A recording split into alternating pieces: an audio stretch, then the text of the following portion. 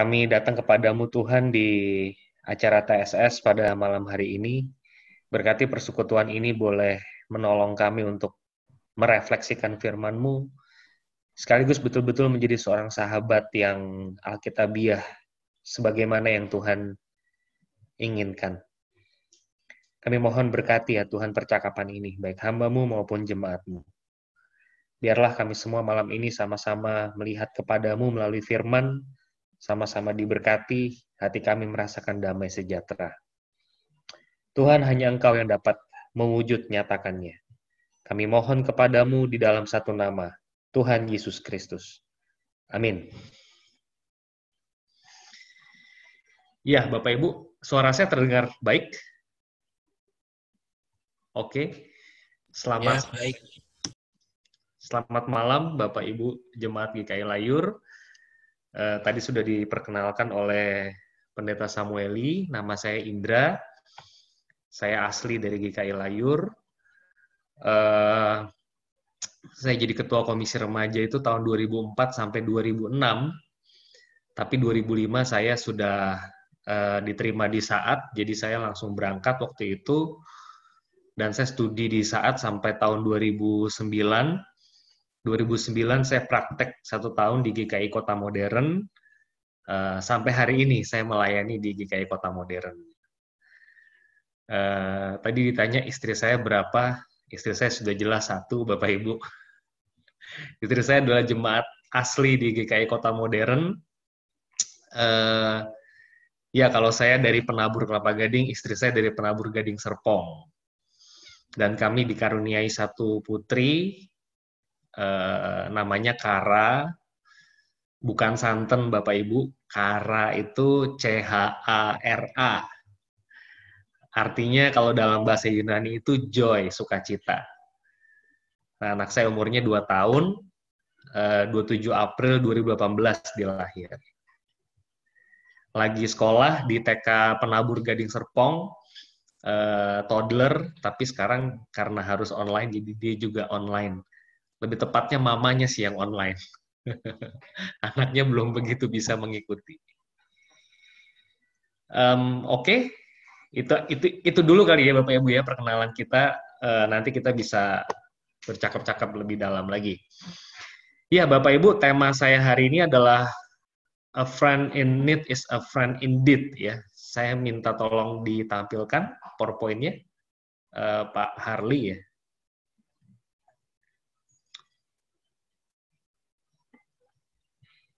Ya. Dan saya memilih dari satu bagian Alkitab di Galatia 2 ayat 11 sampai 14 mengenai Rasul Paulus ya. Sebetulnya Rasul Paulus ini boleh dibilang banyak sekali ayat referensi kalau kita mau bahas mengenai friendship gitu ya dari Rasul Paulus. Cuman saya memilih dari Galatia 2 ayat 11 sampai 14. Boleh saya katakan ini adalah relasi friendship antara Paulus dengan Petrus sebagai sama-sama rasul ya.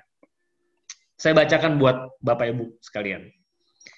Galatia 2 11 sampai 14.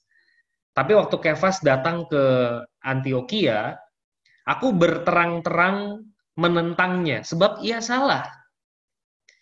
Karena sebelum beberapa orang dari kalangan Yakobus datang, ia makan sehidangan dengan saudara-saudara yang tidak bersunat.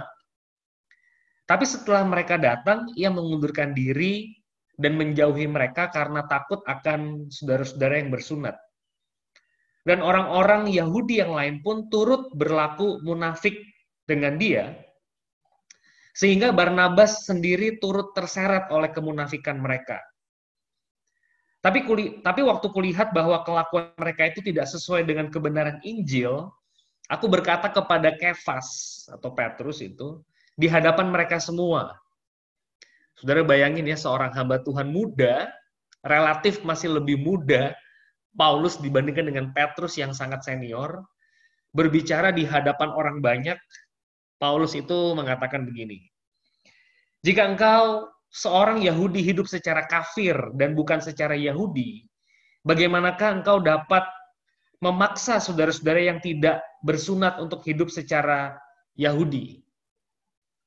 Jika engkau seorang Yahudi hidup secara kafir, bukan secara Yahudi, bagaimanakah engkau dapat memaksa saudara-saudara yang tidak bersunat untuk hidup secara Yahudi?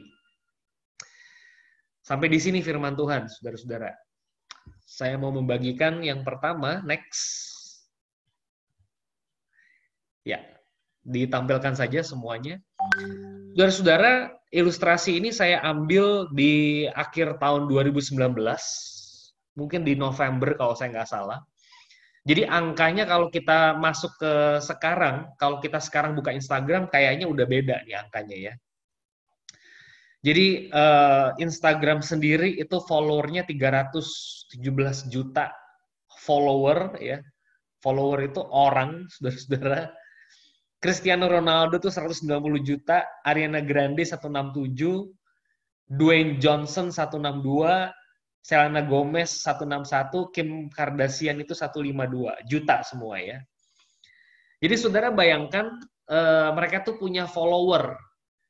Kalau Bapak Ibu generasi yang lebih di atas, ya, mungkin Bapak Ibu punyanya Facebook ya. Tapi nggak juga sih ya, sekarang semua orang udah punya Instagram. Dulu kalau kita pakai Facebook itu kita sebutnya friend, ya teman kita. Tapi kalau pakai Instagram kita sebutnya follower, pengikut kita. Ya hakikatnya samalah gitu ya, teman juga gitu kan, yang follow berapa gitu ya.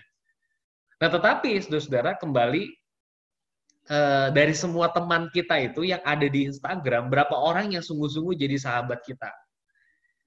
Biasanya nggak begitu banyak ya. Follower banyak, banyak yang kesepian, dan banyak juga yang bunuh diri. Jadi ini sebenarnya angka-angka yang tidak menunjukkan bahwa yang bersangkutan itu punya teman, yang sungguh-sungguh friend. Ya. Dia punya follower, dia punya fan, tapi belum tentu dia punya teman. Teman itu beda dengan fan, ya, pengagum saja. Saya berharap Bapak Ibu tidak menaruh kepercayaan diri itu di dalam berapa follower ya. Kita suka membanding-bandingkan follower kamu berapa, follower saya berapa. Kalau lebih banyak, biasanya lebih confident. Itu sebenarnya sama sekali nggak pantas follower itu dijadikan sebagai satu tolok ukur untuk konfidensi ya.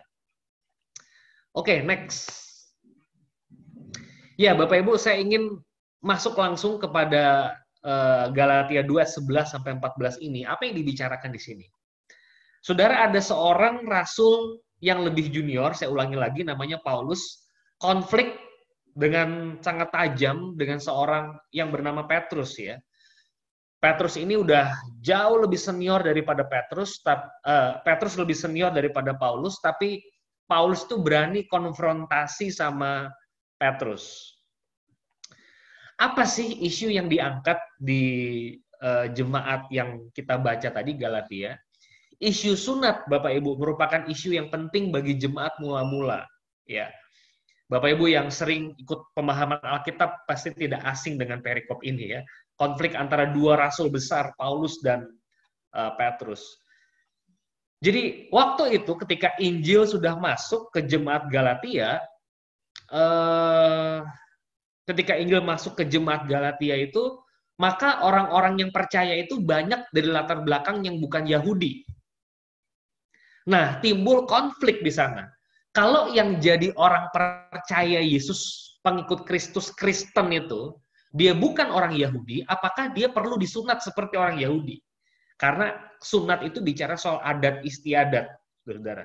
Jadi ini isu yang sangat panas di jemaat mula-mula, sempat dibawa di sidang penatua yang ada di Yerusalem. Kalau Bapak Ibu mengikuti ya kisah para rasul, ini juga termasuk isu yang ada di dalam.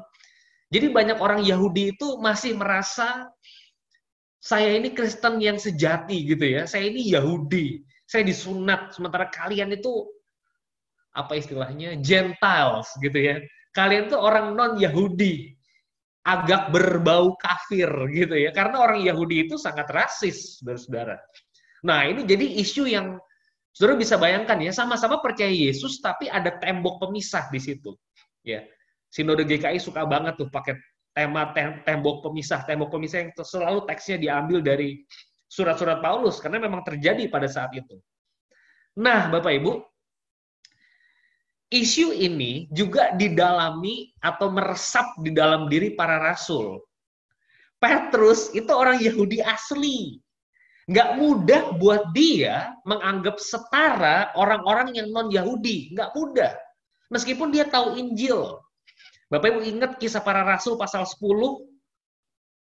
Ingat ya Bapak Ibu ya, di situ Petrus dapat penglihatan semua yang dinyatakan halal, halal gitu ya. Tidak ada yang haram, boleh makan babi dan seterusnya begitu ya. Nah, saudara-saudara, ini isunya. Ya, jadi Petrus pada waktu itu makan, kita coba baca lagi ya. Konfliknya itu ada di ayat yang ke-12, Bapak Ibu. Karena sebelum beberapa orang dari kalangan Yakobus datang, ya. Jadi sebelum kalangan Yahudi asli, Yakobus itu Yahudi datang, Petrus, Kefas, makan sehidangan dengan saudara-saudara yang tidak bersunat. Nggak apa-apa kan? Kan udah di dalam Yesus, itu nggak jadi soal, sudah sidang Yerusalem, saudara-saudara. Tapi setelah golongan Yakobus datang, yang Yahudi tulen itu, Yahudi totok itu ya, ia mengundurkan diri dan menjauhi mereka karena takut akan saudara-saudara yang bersunat. Nah, ini nih, kesalahannya Petrus. Dan orang-orang Yahudi yang lain pun turut berlaku munafik dengan dia. Karena nggak enak orang Yahudi itu makan sama orang non-Yahudi. Masa semeja, orang nggak sederajat kok secara sosial. Ya. Nah, saudara-saudara, ini konfliknya. Jadi, a friend, itu menurut saya kalau kita baca bagian ini, saya memaknainya adalah orang yang berani menegur dosa sahabatnya. Ya. Saya sudah tiba di bottom line yang saya mau sampaikan kepada Bapak Ibu jemaat sekalian. Saya ulangi, seorang friend, seorang sahabat itu orang yang justru berani untuk mengkonfrontasi dosa dari sahabatnya. Ya. Next. Pak Pendeta, ya. Boleh saya nanya sedikit ya Pak Pendeta? Silahkan, ini menarik Bu. Nih. Oke, kita kan selama ini pahamnya itu kalau teman atau sahabat itu adalah orang yang selalu ada di pihak kita, selalu mendukung kita lah istilahnya gitu ya. Mungkin kalau saya sendiri jarang sekali mungkin punya teman ataupun sahabat dekat itu yang benar-benar berani mengkonfrontasi gitu. Biasanya kita sama tuh, sama pemikirannya, sama gayanya, sama stylenya, makanya kita bisa cocok. Nah, ini gimana Pak Pendeta? Sebetulnya pemahaman ini menurut apa yang ada di dalam Alkitab di Galatia 2 ini dengan sebetulnya pemahaman yang umum dipahami oleh kita pada umumnya. Ya, saya akan jawab pertanyaan ini dengan Mazmur 51 ayat 18. Saya minta maaf, ternyata slide saya kurang Bapak Ibu. Mazmur 51 ayat 18 dan 19. Saya bacakan buat Bapak Ibu ya. Sebab engkau tidak berkenan kepada korban sembelihan, sekiranya kupersembahkan korban bakaran, kau tidak menyukainya. Korban sembelihan kepada Allah ialah jiwa yang hancur. Ya. Bapak Ibu tolong garis bawahi kalimat yang terakhir, maaf ini justru tidak masuk di PowerPoint saya. Korban sembelihan kepada Allah ialah jiwa yang hancur. Ayat 19a. Ya. Jadi, apa hubungannya sama Paulus Petrus? Saya cerita Bapak Ibu. Saya jadi pendeta tahun 2017 ditahbiskan di GKI Kota Modern. Dan tahun 2013 waktu muncul film World War Z, kalau Bapak Ibu ada yang tahu ya, itu saya mengalami satu peristiwa lah dalam hidup saya. Saya nggak bisa cerita terlalu detail, tapi saya bisa cerita apa yang Tuhan kerjakan dalam hidup saya. Jadi begini, tahun 2013 untuk memulai proses kependetaan saya harus bertemu dengan seorang rohaniwan. Ya, itu wajib sifatnya. Bapak Ibu jangan korek-korek ya. Namanya rahasia, saudara-saudara. Jadi saya harus bertemu dengan seorang rohaniwan. Saya ingat banget itu film World War Z lagi booming. Nanti saya ceritakan kaitannya. Saya harus menemui dia, dan sebelum saya menemui dia, malam sebelumnya, ya hari sebelumnya tuh saya diingatkan oleh Pendeta Simon Steffi ya. Saya sangat dekat dengan Pak Simon, Bapak Ibu mungkin sangat akrab juga ya dengan Pak Simon. Nah, Pak Simon itu ngingetin saya, Indra, kamu masih muda, jangan sampai kalah mental di dalam wawancara itu ya. Jelas sekali itu pesannya ya, jangan sampai kalah mental, jangan emosional, kira-kira begitulah saudara-saudara. Tahun 2013, 7 tahun yang lalu, usia saya 26 tahun ya. Ya kira-kira begitu. Dan saya menjalani percakapan itu, saudara, wawancara itu dengan seorang pendeta, bukan pendeta GKI, jadi jangan dikorek-korek lagi. Nah, ketika saya bercakap-cakap, saudara-saudara, saya emosi. Ya, saya emosi. Jadi saya emosi, tapi saya bisa mengontrol diri saya, tapi saya merasa saya emosi dalam hati saya. Saya ingat sekali setelah selesai wawancara itu, saya langsung kirim BB, waktu itu belum ada WhatsApp, Bapak Ibu masih pakai BlackBerry Messenger kan kita semua. Saya pakai BB, saya chat Pendeta Simon Steffi, saya bilang, Pak Simon saya minta maaf, saya kayaknya tadi emosional. Dan Pak Simon itu menghibur saya, Bapak Ibu. Pak Simon itu berkata kepada saya, nggak apa-apa lah Indra, kamu kan masih muda. Ya kamu belajar aja dari peristiwa itu. Saya dihibur, jelas banget saya dihibur. Nah, sorenya saya diajak nonton sama teman-teman saya, sama anak-anak pemuda dan remaja di GKI Kota Modern, film World War Z. Ya, jadi memori itu sangat nempel lah di kepala saya, Bapak Ibu. Dan ketika saya nonton, saya nggak bisa menikmati film itu, padahal filmnya bagus ya. Ketika saya nonton, Bapak Ibu, setelah selesai saya nonton, saya keluar dari bioskop, ada suara di telinga saya, dan saya yakin itu suara Roh Kudus yang berbicara kepada saya, Indra, bukankah Tuhan itu berkenan kepada hati yang hancur? Saya tuh sepanjang 2 jam nonton film nggak konsentrasi, hati saya hancur. Kenapa saya emosional tadi? Ya. Lalu saya langsung BBM Pendeta Simon dan saya bilang, Pak Simon, bukankah Tuhan itu berkenan pada hati yang hancur? Ya. Dan Pak Simon langsung BBM saya, jelas sekali, good Indra, keep growing in His grace. Dia ngomong begitu sama saya. Saudara, dari pengalaman saya itu, saya meyakini satu hal ya. Kalau Bapak Ibu Saudara punya saudara, punya kerabat, punya anak, punya family yang berbuat dosa dan dia sedang menangisi dosanya, menurut saya jangan dihibur. Jangan kita menjadi seperti tadi ilustrasinya itu Ayub ya, penghibur sialan. Wah, itu kata-kata yang kasar. Tapi itu ada di Alkitab kita, Bapak Ibu. Ya, jadi kita tuh jadi orang yang nggak apa-apa lah, semua orang juga melakukannya kok. Kamu cuma salah satunya gitu. Ya, menurut saya sahabat yang sejati itu duduk menangis bersama. Ya, nggak perlu dihibur, saudara. Seorang teolog PB, N.T. Wright itu mengatakan ini mungkin COVID-19 ini bukan waktu buat kita menghibur jemaat, tapi buat kita meratap bersama dengan jemaat. Kita semua lagi berduka. Saya baru saja kemarin pergi menguburkan jemaat yang suspek COVID, bayi umurnya umur baru lahir, Bapak Ibu, di Tegal Alur, dan semua kuburan itu sudah disiapkan oleh petugas pemakaman DKI Jakarta ya. Tidak ada hal yang bisa disampaikan ya. Ya kita duduk diam, kita menangis bersama, itu mungkin lebih baik dan itu sahabat yang sejati. Jadi biarkan dia dalam hati yang hancur, lagi dibentuk sama Tuhan, lagi diproses sama Tuhan, biarkan saja. Tuhan justru berkenan pada hati yang hancur. Dan itu sahabat sejati. Ya, itu yang saya renungkan, saudara-saudara. Pak Pendeta, saya mau nanya lagi nih Pak Pendeta. Silakan, Bu. Kalau misalkan ini menarik, Pak Pendeta bilang kalau kita punya sahabat lagi hancur hati, mungkin meratapi dosa dan lain sebagainya, kita tuh justru disuruh diem.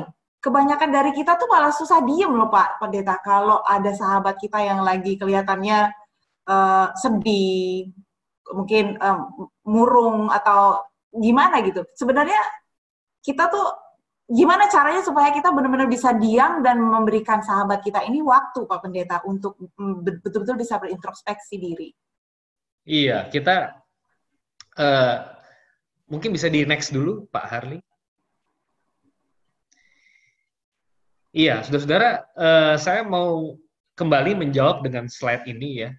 Ini dari seorang pendeta muda di Gereja Injili, GKRI namanya. Dia bilang di status Facebooknya, hebat dari era sekarang adalah teknologinya, bukan manusianya. Apa buktinya? Ada saja orang tersinggung oleh tulisan Anda yang dibuat senetral dan se-friendly mungkin. Snowflake generation. Bagus ya. Snowflake, saudara tahu ya, itu kayak kayak apa? Butiran salju yang kalau jatuh tuh langsung ces gitu, langsung kayak hancur berkeping-keping dia.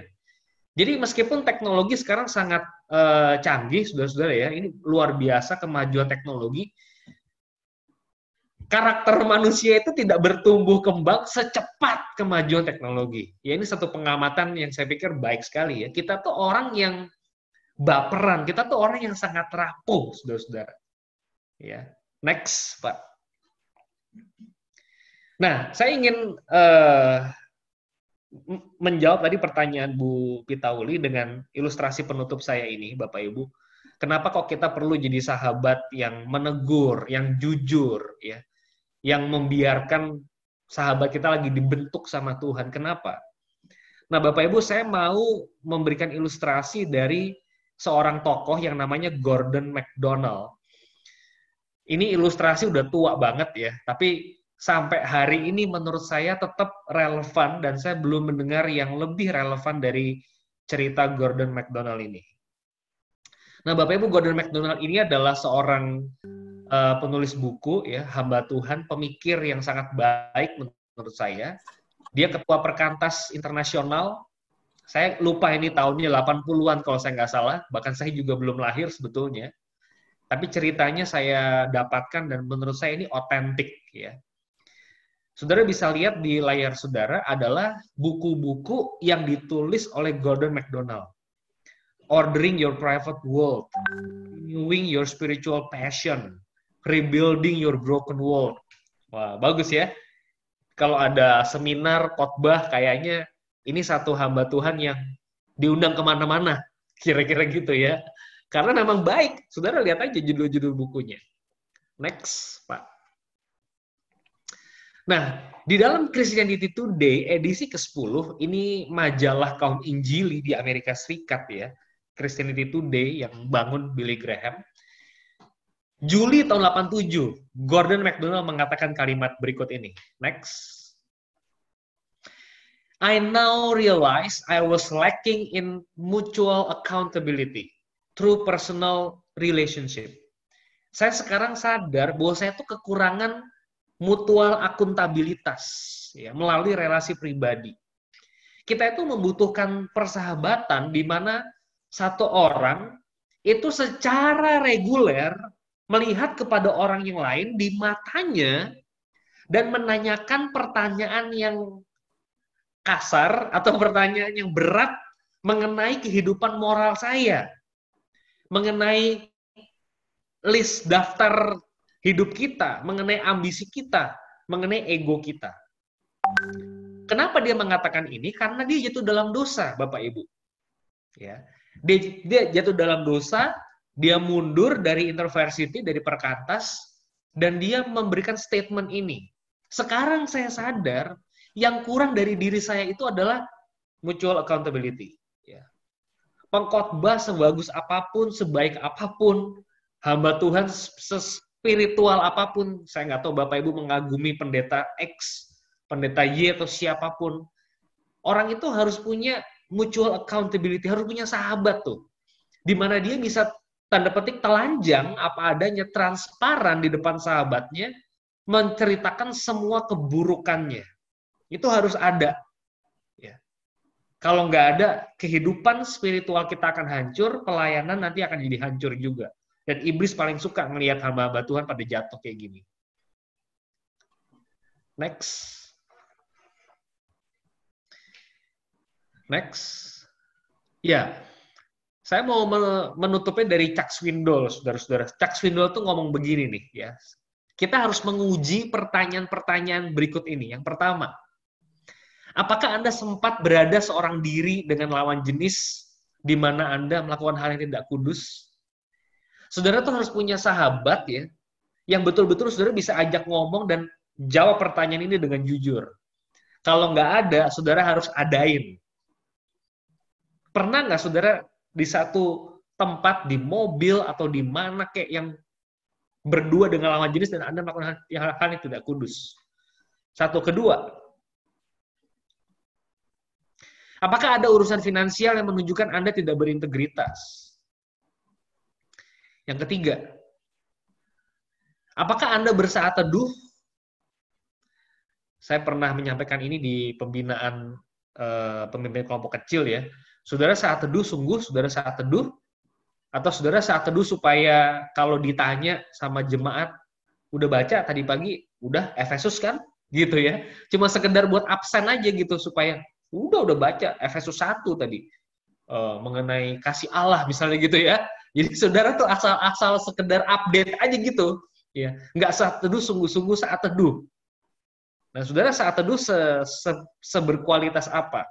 Yang keempat, apakah Anda memprioritaskan waktu untuk keluarga di tengah kesibukan Anda melayani atau bekerja di kantor? Dan yang kelima,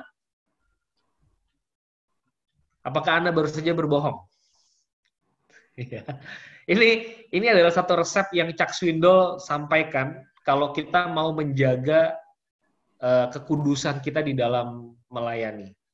Jadi, saudara perlu sahabat, saudara perlu friend yang betul-betul bisa meng-counter hidup saudara, yang saudara berikan ruang buat dia untuk melihat kedalaman hati saudara. Dan ini harus diadakan, saudara-saudara. Ya. Pak Pendeta, ini kita ada pertanyaan nih, Pak Pendeta, dari Bu Ana. Bapak Ibu, apabila Bapak Ibu punya pertanyaan, boleh tulis di chat, nanti kita akan bisa bahas bersama ya. Ini pertanyaan dari Bu Ana, Pak Pendeta.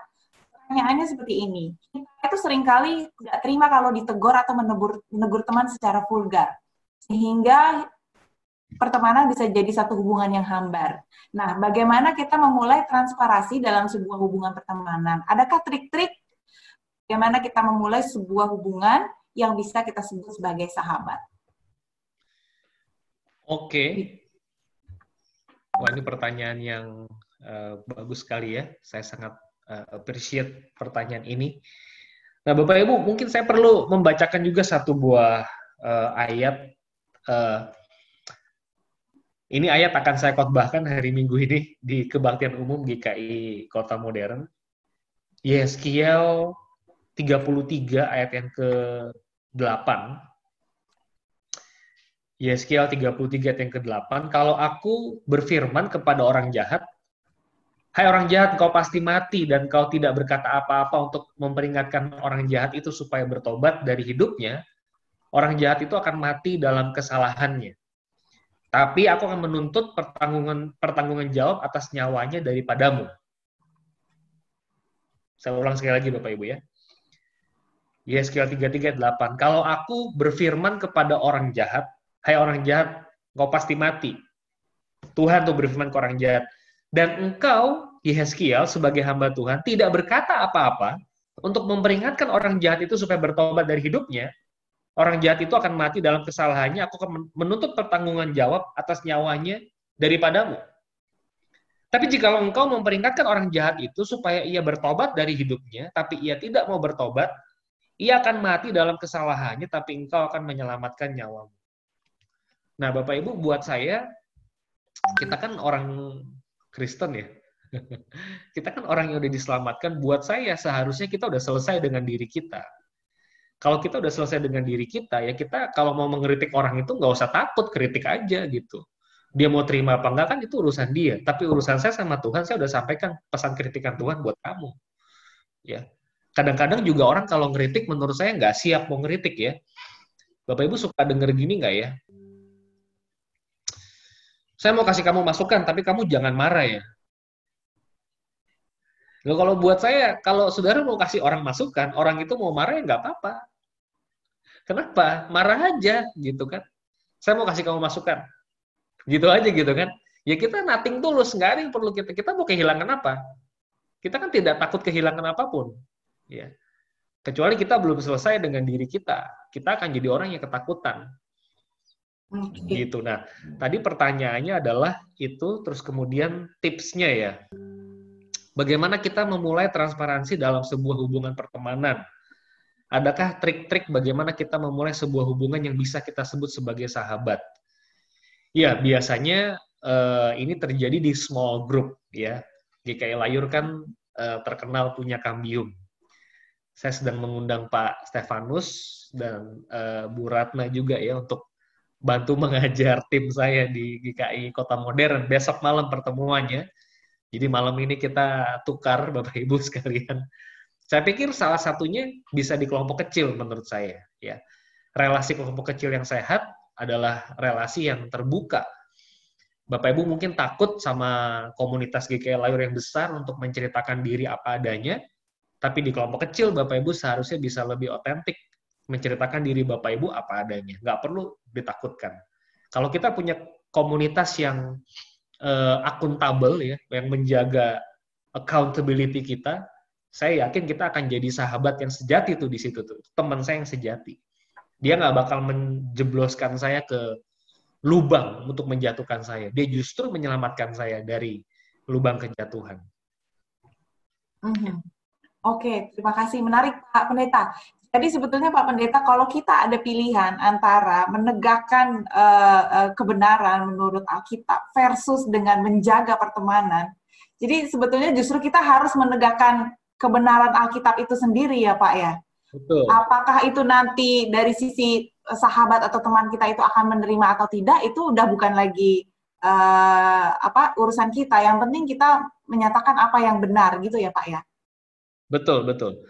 Saya bisa membacakan ini, satu ayat dari Galatia 1 ayat 10, ya, Rasul Paulus. Banyak Bapak Ibu kalau kita baca ayat-ayatnya Paulus nih, banyak banget yang sesuai dengan tema yang Bapak Ibu gumuli malam ini. Galatia 1 ayat 10, jadi bagaimana sekarang, adakah ku cari kesukaan manusia atau kesukaan Allah? Gitu ya. Adakah ku coba berkenan kepada manusia? Sekiranya aku masih mau mencoba berkenan kepada manusia, maka aku bukanlah hamba Kristus. Ya. Saya pikir udah cukup jelas ya, saudara-saudara ya. Mau dijelaskan apa lagi? Jadi, kalau kita sungguh-sungguh adalah hamba Kristus, kita berusaha menyenangkan hati Kristus gitu. Dan kalau sahabat kita itu juga anaknya Kristus, dia justru akan seneng banget ketika saudara memberikan kritik yang paling pedes buat dia. Karena dia tahu itu makanan yang dia harus konsumsi. Hati yang hancur itu berkenan di mata Tuhan. Hati yang tidak hancur tidak berkenan di mata Tuhan. Saya mau garis bawahi itu pada malam ini. Saudara jangan happy-happy aja hidup ini, saudara. Saudara harus hancur hatinya. Baru kita hidup dalam perkenanan Tuhan. Saya yakin sekali. COVID-19 adalah salah satu hal yang Tuhan kerjakan buat kita sebetulnya. Saya mengatakan di jemaat saya, Bapak Ibu kan suka bercanda kan? Saya mencari sesuap nasi dan segenggam berlian. Saudara, bercandaan itu masih lucu sekarang ini? Udah nggak lucu lagi tuh bercandaan kayak gitu. Saudara nggak bisa mencari berlian seperti sebelum COVID. Kita mencari nasi. Saudara baca berita di koran ya, di kompas.com dan seterusnya, Presiden Jokowi buka ladang di Kalimantan untuk kebutuhan pangan. In case sampai ekonomi berhenti, pemerintah tetap punya cadangan makanan buat mensuplai 200 juta penduduk Indonesia. Saya tidak tahu kebenaran berita itu 100% apa tidak di Kompas itu saya baca, tapi saya melihat adanya kemungkinan ke sana. Saudara, jangan terlalu happy, saudara. Maaf ya, saya mungkin agak galak sekali rasanya malam hari ini, tapi ini yang saya gumuli dengan Tuhan. Hati kita tuh terlalu arogan dan jarang hancur memang. Jadi saya ingin mengajak Bapak Ibu hati-hati kalau Bapak Ibu rasa tenang terus-menerus. Firman Tuhan itu bukan hanya menenangkan loh, dia juga menggelisahkan. Karena kegelisahan itu akan menghasilkan duka cita karena pertobatan, duka cita karena dosa itu menghasilkan pertobatan. Ya, Paulus berkata seperti itu dalam surat-suratnya. Jadi itu bagus kalau Bapak Ibu berduka cita.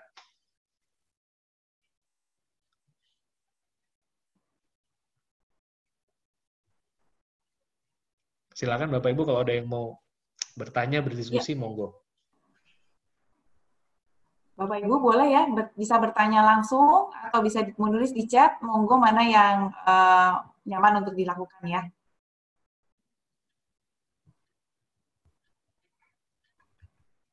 Oke, belum ada Pak Pendeta, jadi mungkin kita bisa lanjutkan. Oke, saya coba bacakan beberapa ayat ya dari Rasul Paulus semuanya ini karena uh, ya saya melihat dia orangnya sangat berani ya. Di dalam Kisah Para Rasul 20 ayat 26 sampai 27. Sebab itu pada hari ini aku bersaksi kepadamu bahwa aku bersih, tidak bersalah terhadap siapapun yang akan binasa. Sebab aku tidak lalai memberitakan seluruh maksud Allah kepadamu. Ya. Dalam terjemahan bahasa Inggris dikatakan I am pure of the blood of all men. I am pure of the blood of all men. Saya bersih dari darah semua orang. Saya mengabarkan Injil kepadamu tanpa saya takut sama sekali. Lalu misalnya dari Kisah Rasul 24 ayat yang ke-25, Saudara.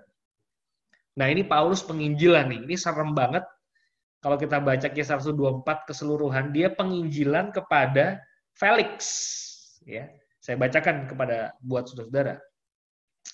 Tapi ketika Paulus berbicara tentang kebenaran, penguasaan diri dan penghakiman yang akan datang, Felix menjadi takut dan berkata, cukuplah dahulu, pergilah sekarang. Apabila ada kesempatan baik, aku akan menyuruh memanggil engkau. Ketika berbicara tentang kebenaran, penguasaan diri, dan penghakiman, takut Felix itu. Ya, jadi, saudara membicarakan kebenaran itu sahabat menurut saya. Saudara ingat Profesor Sahetapi, seorang kriminolog Indonesia yang terkenal sekali. Saya ingat banget, saudara, Profesor Sahetapi di acara ILC di depan Karni Ilyas, ya, kalau saudara suka nonton, itu pernah ngomong gini kan. Jadi kan dia kalau ngomong tuh pedes ya kepada anggota DPR yang bau mulutnya, gitu ya. Profesor Sahetapi selalu ngomong kayak gitu tuh. Dan dia selalu mengutip perkataan Paulus sebagai berikut. Apakah dengan mengatakan kebenaran aku menjadi musuhmu? Wah, itu disorakin tuh sama satu studio ILC tuh. Dan dikutip berulang kali sama Karni Ilyas. Apakah dengan mengatakan kebenaran aku menjadi musuhmu? Bagus ya. Itu kan Paulus yang ngomong. Justru dengan mengatakan kebenaran, aku adalah sahabatmu. Saya teman kamu yang saya nggak mau kamu jatuh. Ya. Nah, itu saya pikir satu hal yang perlu kita pikirkan. Ini menarik sekali nih Pak Pendeta ya. Selain daripada itu kita sendiri ya, dari sisi kita juga mungkin kita bisa introspeksi nih Pak Pendeta. Apakah kita sudah menjadi orang yang meresponi dengan baik manakala kita memang memiliki sahabat yang berani mengatakan kebenaran kepada kita gitu ya Pak Pendeta ya. Nah, sebagai manusia lah, kodrat manusia gitu Pak Pendeta, mungkin nggak langsung kita bisa punya respon yang baik. Biasanya kadang-kadang kita punya defense, Pak Pendeta. Begitu kita maksudnya dikomplain, atau mungkin diingatkan secara keras, mungkin seperti Paulus memperingatkan Petrus, apalagi Petrus jauh lebih senior, itu pastikan saya bisa membayangkan seperti apa, walaupun nggak diceritakan di Alkitab, tapi mungkin ya, gimana responnya Petrus diingatin sama istilahnya anak kecil dan itu keras di depan semua orang, itu pasti bukan hal yang mudah gitu ya. Kalau kita berada di posisi Petrus gitu Pak Pendeta. Nah, apa kira-kira tips atau bekal buat kita nih Pak Pendeta, supaya kita nggak ujuk-ujuk langsung defense duluan, kemudian malah respon dengan tidak seharusnya, misalkan marah atau memutuskan hubungan, nggak mau lagi ngomong sama orang ini karena sakit hati. Nah, itu gimana Pak Pendeta? Ya, saya juga dapat ini dari Bapak Ibu di sini juga yang dulu juga mendidik saya ya, Pak Stefanus, ada Pak Wahyu dulu, Kak Harli juga. Satu hal yang saya terus ingat sampai hari ini adalah ya Bapak Ibu tuh wajib saat teduh sebetulnya. Bagi saya saat teduh tidak bisa ditawar. Saat teduh itu adalah sebuah momen di mana kita menjaga hubungan dengan Tuhan. Ya. Dan saya masih meyakini sampai hari ini, kalau saudara menjaga hubungan baik dengan Tuhan, hati saudara dan saya itu seperti radio yang frekuensinya tuh terus disamakan dengan frekuensi ilahi gitu istilahnya ya. Saudara sekarang kan tidak mendengar Prambors 102,2 FM karena saudara tidak sedang memutar radio. Saudara tidak memutar, tidak ada saudara dengar suara Prambors, bukan berarti Prambors nggak lagi siaran. Siaran tetap ada, tapi saudara dan saya tidak bisa menangkapnya. Saya pakai ilustrasi itu, buat saya, Bapak Ibu dan saya tuh punya kewajiban asasi untuk menjaga frekuensi itu. Ya. Mungkin saat teduh saudara tidak terlalu menegur barangkali ya, barangkali. Tapi karena saudara menjaga, maka saudara punya hati yang lembut. Ya. Sehingga kalau rekan satu kelompok kecil saudara, atau barangkali mimbar pendeta Tia atau pendeta Sam atau Pak Nugroho Budi barangkali berkhotbah, mimbar itu tuh bisa menggetarkan hati kita gitu, karena frekuensinya sama. Ya. Istilahnya apa sih? Bergetarnya, resonansi.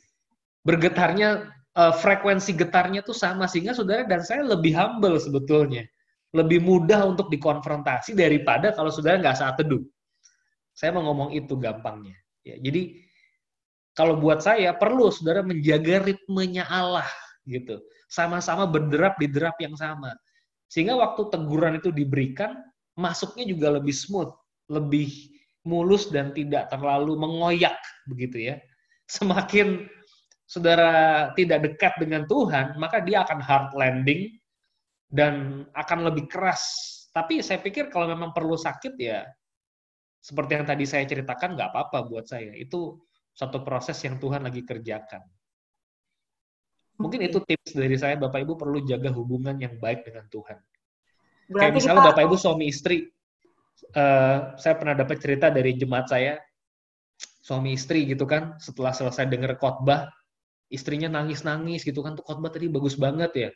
Tapi suaminya bilang, itu B aja kok tadi gitu. Bapak Ibu apa nggak konflik tuh suami istri kayak gitu?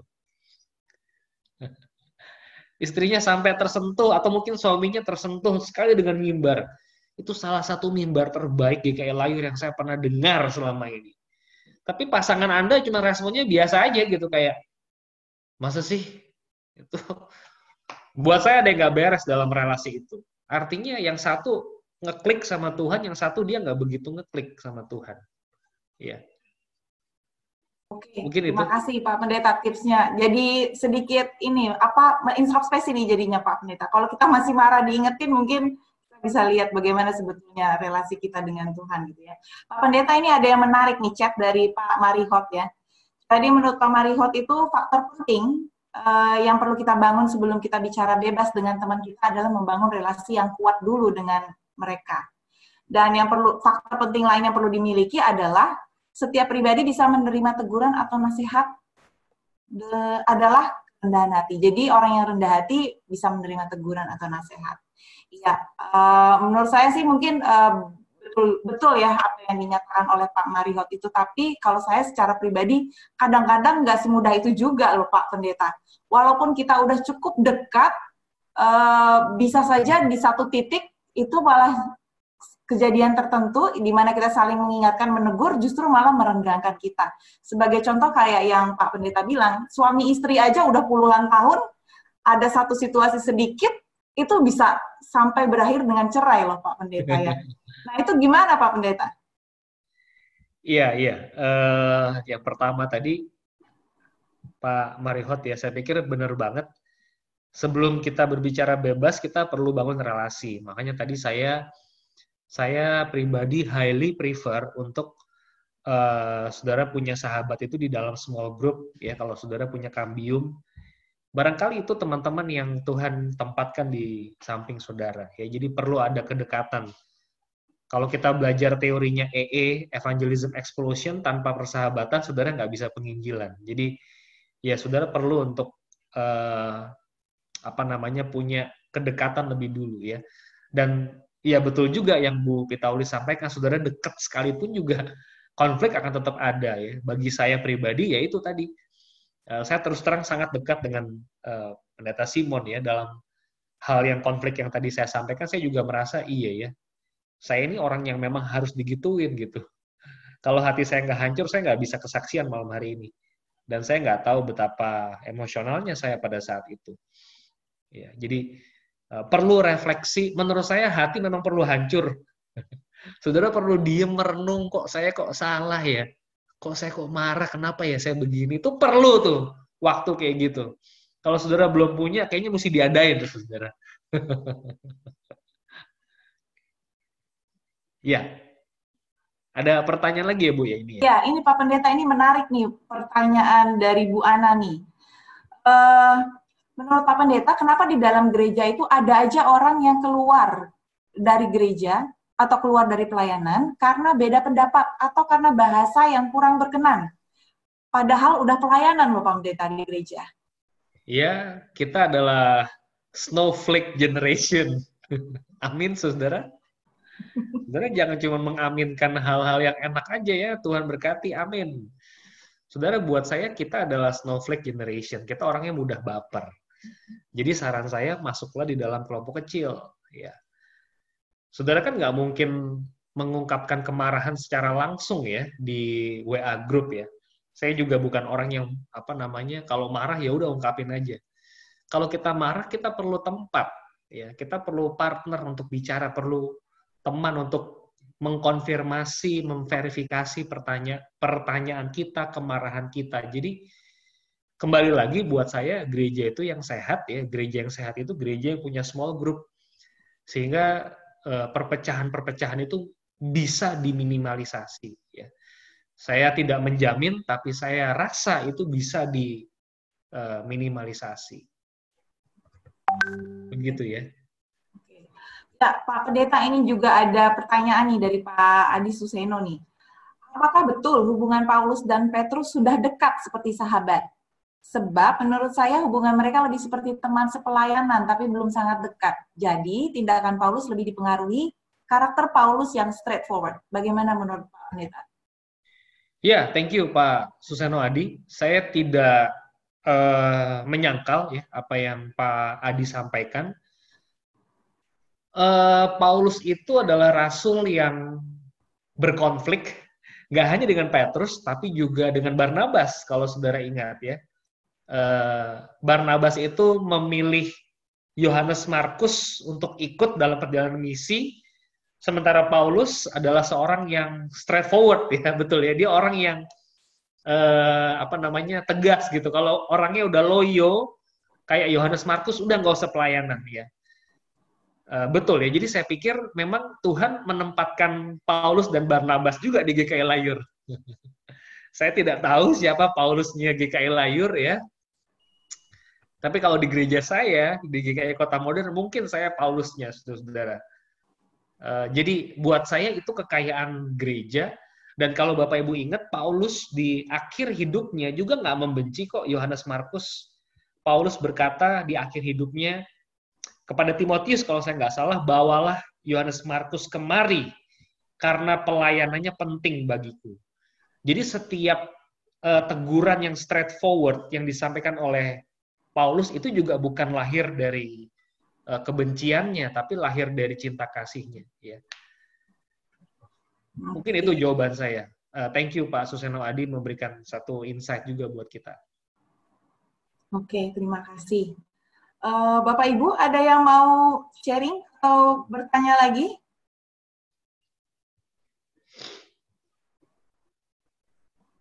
Oke. Ya, oke, menarik sekali ya Pak Pendeta Indra, sedikit mengubah persepsi dan segmen kita ya tentang persahabatan nih Pak Pendeta ya, bahwa persahabatan itu nggak selalu soal dukungan, tapi bahkan soal teguran itu juga jadi salah satu aspek penting untuk kita bisa menilai apakah sahabat itu sejati atau enggak gitu ya buat kita. Oke, nah ini ada pertanyaan lagi nih Pak Pendeta dari Pak Charles. Salahkah memilih teman sesuai dengan chemistry? Nah, gimana nih Pak? Artinya yang sama persis kayak kita tuh Pak. Jadi mungkin teguran itu bisa jadi sangat minim tuh Pak, karena sama modelnya. Wah, ini Kayak mau menjebak saya ini pertanyaan. Iya, buat saya chemistry atau enggak, saya nggak tahu ya. Tapi kalau saya kok lebih memilih teman yang jujur dan berintegritas, gitu. Jadi pilihlah teman yang jujur, yang berintegritas. Jangan pilih penghibur sialan, kata Ayub. Ya, yang kerjanya setiap hari menghibur kita, adem ayem, hidupnya nggak ada masalah, semuanya baik-baik aja. Ya, buat saya pilihlah teman yang jujur ya, waktunya mengapresiasi, dia mengapresiasi, waktunya menegur ya dia menegur. Jadi mungkin kejujuran dan integritas lebih penting daripada chemistry. Mungkin itu refleksi saya terhadap pertanyaan itu. Oke, terima kasih Pak Indra. Nah, ini ada pertanyaan yang mungkin saya jadikan pertanyaan terakhir ya, Bapak Ibu. Ini dari Bu Oni. Nah, ini mohon maaf, berarti di dalam gereja baiknya dijalankan prinsip manajemen by konflik, Pak. Nah, itu mohon maaf apabila saya menangkapnya demikian. Gimana Pak Pendeta? Iya, maksud saya konflik di gereja tidak bisa terhindarkan, tidak bisa terelakkan. Saya di GKI Kota Modern 11 tahun sampai hari ini, kondisi kepemimpinan sebaik apapun tetap akan ada guncangan. Saya bukan bermaksud harus melewati konflik ya, tapi karena itu tidak terelakkan, ya mari kita sama-sama mendekat sama Tuhan, supaya ketika ada teguran yang menyakitkan, orangnya hancur hati. Gini loh Bapak Ibu, kalau kita konflik sama seseorang, apakah konflik itu selalu berujung buruk? Kalau saya ngelihatnya enggak loh. Saya di Kota Modern juga udah lama, ya Bapak Ibu pasti lebih senior dari saya, guru-guru sekolah minggu saya dulu juga. Saya yakin banyak kan yang tambah bagus setelah konflik. Saling mengampuni, justru saling mengasihi setelah konflik, justru bisa saling mengenal, menyadari kerapuhan masing-masing pribadi. Ya, buat saya gereja itu bukan museum orang kudus. Ya, Bapak Ibu tahu lah hal ini. Gereja itu adalah kumpulan orang berdosa yang potensi konfliknya sangat tinggi sekali. Bukan berarti manajemen by konflik, tapi potensi kita juga terus-menerus ada. Ya. Saya dengan Bapak Ibu, kalau kita hidup satu rumah, ya satu gereja, kita pasti akan konflik. Bapak Ibu akan tahu kelemahan saya juga tahu kelemahan Bapak Ibu. Kalau kita nggak kenal, kita nggak akan konflik. Kenal aja nggak, gimana kita mau konflik. Jadi buat saya ujung-ujungnya, jaga hubungan Bapak Ibu dan saya dengan Tuhan. Kalau sampai ada kritikan yang sangat pedas yang terjadi, ya saya yakin itu juga untuk membentuk kita. Tuhan berkenan sama hati yang hancur. Ya. Mungkin itu yang jadi bottom line ya. Tuhan berkenan sama hati yang hancur. Jadi kalau kita sahabat yang baik, jangan coba-coba membangun apa yang dihancurkan Allah. Kan gitu kali ya kesimpulannya. Oke, ya baik Pak Pendeta. Jadi pertanyaan penutup Pak Pendeta. Mungkin Pak Pendeta ada yang mau disampaikan lagi sebagai penutup? Iya, saya mau sampaikan slide terakhir saya mungkin ya. Next. Ya, Bapak Ibu, ini adalah satu ilustrasi yang saya suka dari Tuhan Yesus. Jadi dia kan lagi pakai koin tuh di depan orang Farisi kan. Orang Farisi kan mau menjebak dia kan. Kalau apa namanya? Kita harus bayar pajak nggak ke kaisar nih gitu kan. Kalau Yesus bilang bayar pajak ke kaisar, maka mereka akan wah dia nih pro nih sama apa namanya pro sama pemerintah nih, pro sama apa penjajah gitu ya. Ini pro sama penjajah nih Yesus nih. Kalau Yesus bilang jangan bayar pajak ke kaisar, wah berarti dia mau memberontak ke kaisar. Saudara pasti udah katam lah cerita itu ya. Nah, saudara yang ingin saya ingin tutup dengan ayat ini begini. Yesus dengan sangat apik mengambil sebuah koin dan dia bertanya, ini gambar dan tulisan siapa? Lalu orang banyak itu menjawab, gambar dan tulisan kaisar. Ya. Nah, perhatikan jawaban Yesus, Bapak Ibu. Yesus menjawab, berikan kepada kaisar apa yang menjadi milik kaisar. Koinnya jelas kan? Terus Yesus berkata, berikan kepada Allah apa yang menjadi milik Allah. Ada yang kurang nggak dari kalimat Yesus, Bapak Ibu? Kan Yesus bilang, berikan kepada kaisar apa yang menjadi milik kaisar. Gambar kaisar ada di mana? Ada di koin. Sekarang saya tanya, Berikan kepada Allah apa yang menjadi milik Allah. Gambar Allah ada di mana? Ya, kalau mau lihat gambar Allah, ini videonya mesti dibuka semua. Gambar Allah itu ada di dalam diri kita. Citra Allah. Kita tuh manusia tuh gambar dan rupa Allah. Kalau mau pakai bahasa populer, manusia tuh fotonya Allah. Kalau mau pakai bahasa anak milenial, manusia itu Instagramnya Allah. Ya.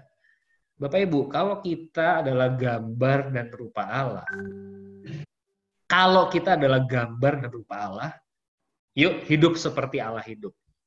Ya. Kalau saudara ditegur, hancurkan hati saudara. Saudara cukup dengan berdiam diri, nggak perlu banyak membela diri. Saya butuh waktu buat berduka. Ya. Mari kita hidup sesuai dengan gambarnya. Saudara kalau naik mobil suka memaki kan ya. Sekarang kita mungkin WFH ya, nggak gitu sering di jalan. Tapi kalau di jalan kita suka memaki, apa Bapak Ibu silakan. Anjing lah, setan lah. Padahal yang nyetir itu orang. Ya, saudara bisa menangkap maksud saya ya. Harusnya kan kita, wih Tuhan tuh Tuhan gitu ya saudara ya. Mungkin saya agak lebay, tapi saudara saya harap nangkep poinnya. Kalau kita gambar dan rupa Allah, ya mari kita berkumpul. Bapak Ibu ingat nggak, ketika Allah menciptakan manusia, Allah tuh menciptakan dengan kalimat begini. Baiklah kita menjadikan manusia menurut gambar dan rupa kita. Itu di Kejadian pasal yang pertama. Kita, manusia dicipta dengan fellowship, dengan persekutuan. Ketritunggalan Allah masuk di dalamnya. Tapi waktu Allah menciptakan binatang, Allah hanya berkata, hendaklah. Ya. Hendaklah dalam air berkeriapan segala makhluk yang hidup. Dia cuma pakai kata itu. Tapi ketika Allah mencipta manusia, dia mencipta manusia di dalam gambarnya. Artinya Bapak Ibu, hiduplah dalam fellowship, dalam persekutuan. Bapak Ibu dan saya perlu teman. No man is an island. Tidak ada orang satupun yang seperti sebuah pulau. Dia adalah kumpulan dari pulau-pulau. Ya, saya harap Bapak Ibu punya sahabat untuk menjaga mutual accountability. Kita akan hidup lebih baik, kita akan berelasi sama Tuhan juga lebih intim. Saudara jadi orang yang menyenangkan Tuhan dan menyenangkan sesama. Amin. Puji